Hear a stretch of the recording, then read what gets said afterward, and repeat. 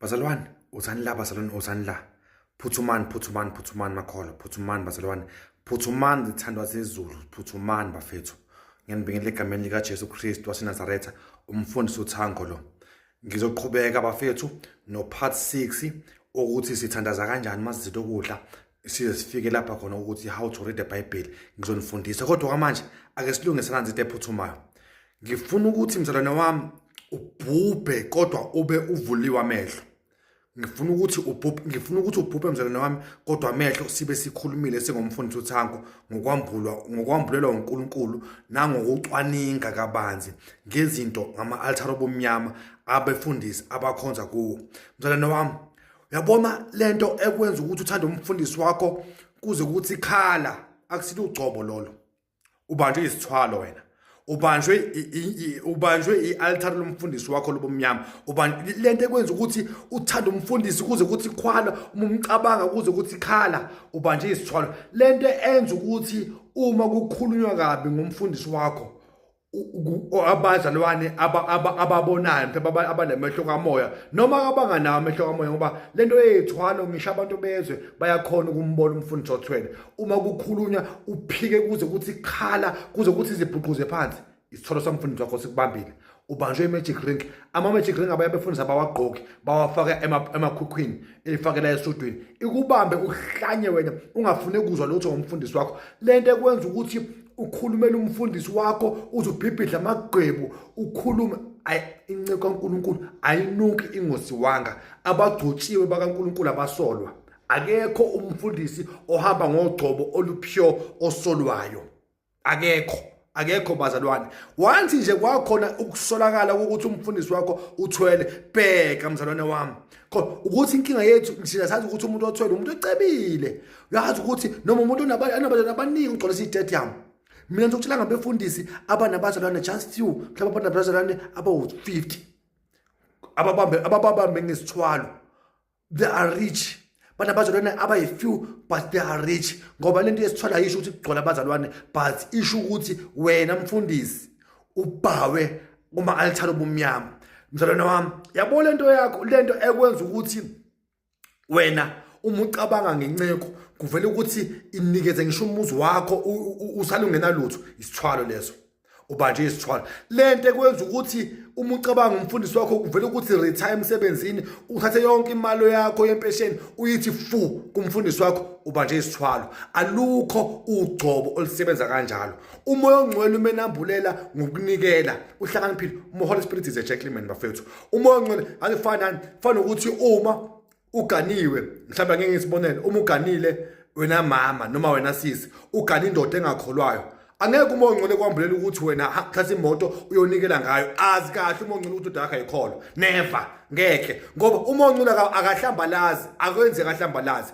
Angeke umoya ongcwele kunengceko eziningi ezanikelelwa ngezinto ezinkulu. Abanye banikelelwa ngeemoto, abanye banikelelwa ngemizi.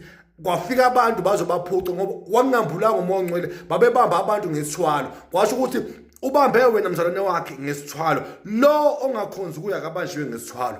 So mzalwane wami, yabona ade ngibona izolo kwenye inkonzo ebekade ikhona kwezinye inkulu, ezinye inkonzo lezi zeyintaba nani lezi kufaka kuze ikhafu, abefundisi bakhona bafaka ikhafu, befaka impunampuna, befaka imigexo yephambano. Ngibona kwi-comment section abazalwane belwa ngathi kujona ngathi kuse tavern, belwa abazalwane bebanga ukuthi bakhulumela ingceko.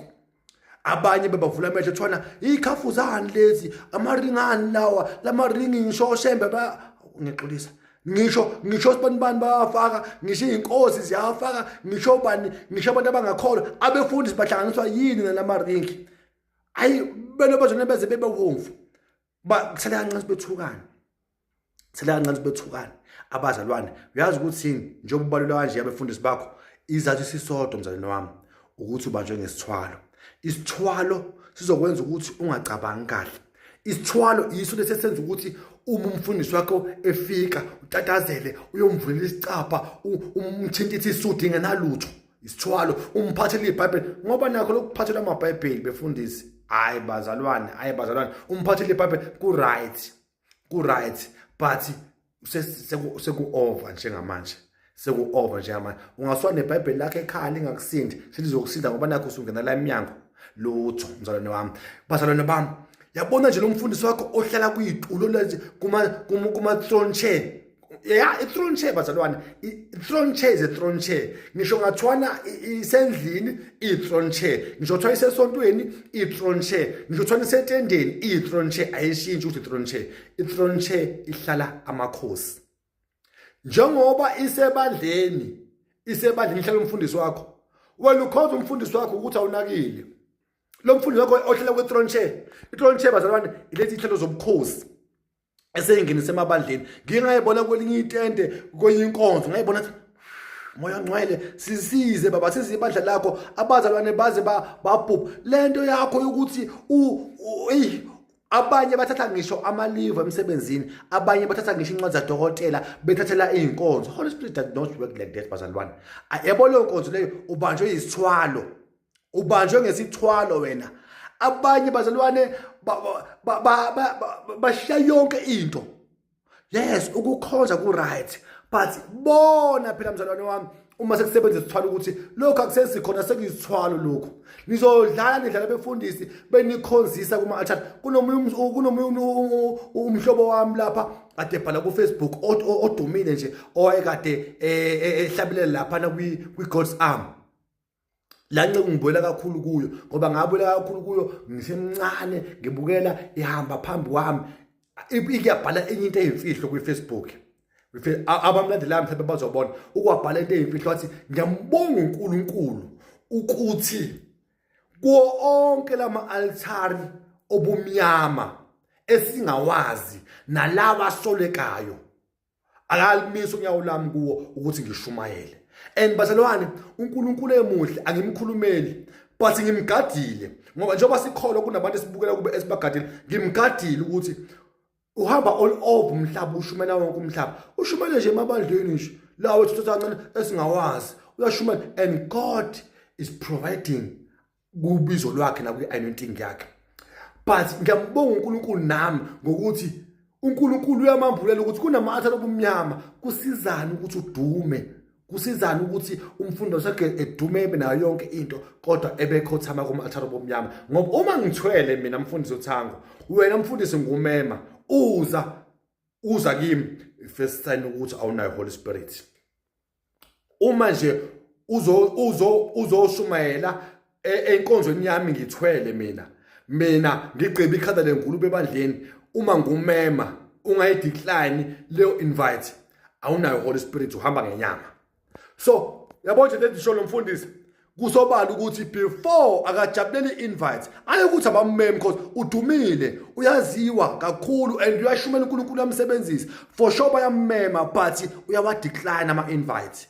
Ngizathi ukuthi uyathandaza uNkulunkulu amambulele wena nje mfundisi njoba uhambe konke amatende lawo uthi uhamba ushumela konke amatende lawo asolekayo nanukekayo mfundisi ingoba unawo Holy Spirit uhamba ngemali uhamba ngothando lwemali. Ngamhlasimbe ke noma ekhuluma ngoba Holy Spirit ukhuluma ngisho nasesidakweni ukhuluma ngisho nasephaleni ukhuluma ngisho nakumthakathi mhlasimbe uyakhuluma but uyamziba ngoba uthanda lento le. Angikho kubefundisi ngingini bazalwane ukuthi bazalwane bami be very careful.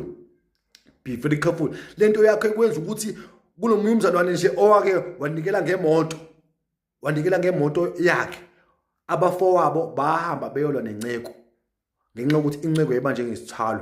Lo mzalwane is very hot bazalwane, it's very hot. Lo mzalwane wayenikeliswe wayebanjwe isithwalo abafowabo bafike bathi hayi ngeke siyakwazi ukunikela phela nathi noma singakholwa kodwa siyakwazi ngeke unikele ngemoto ngalolu hlobo ebanjwe isithwalo. Mase beyilandile wayengishela uthi mase beyilandile naye abuye ingqondo ukuthi ayengeke ngiqhamazelile akusiyo umoya ongcwele obengambulelile. Be very careful. Yekani ukukhulumela abefundisi, yekani ukulela abefundisi labefundisi benu vele njengoba besebenzela izinto lezi ezisolakala ukuthi izinto esezisebenzisa ubumnyama ikhafu lezi ama-ring lawo imigexo lewa impunampuna lezi ubhoko lolu yonke lento abayisebenzisayo ubumnyama vele ayinuki ingosiwanga. Umfundisi nje ohamba pure akahlangana nazo zonke izinto ziyezwe lezi eseyibuyile zangena zathi fi endlini kaNkulunkulu zizongcolisa ivangeli. So bazalwane uma nje unalento ethi yikhala umcabanga umfundisi wakho be very careful. God bless you. Hello Mzansi, welcome to Mgosi waseMzansi. Nangumfundisi, he's sending a message to bazalwane uthi bafundisi labaningi bathwele uthi yabona lento lenda ukuthi ufune ukukhwitha umsebenzi wakho uthola imali yakhe empesheni uyonikelela mfundisi uthi isithwalo leso uthi yabona lento lenda ukuthi mawuqabanga umfundisi usabe umdefende noma aseka wrong utatatele ukumqhuqhele mfundisi uve ngathi ungathatha umholo wakho wonke uphe mfundisi uthi akusilo liqobo lelo sithwalo leso because bafundisi labaningi bathwele uthi bazalwane kufanele baqaphele bafundisi labathwele and he's right man. Uthola umuntu anganalutho aswele yena but athatha imali yakhe yokugqina yonke imali yakhe uhlezi anikele esondweni. Please do comment your thoughts down on the comment section. Don't forget to hit the notification bell. I'll see you on the next one. I'm signing out. Goodbye.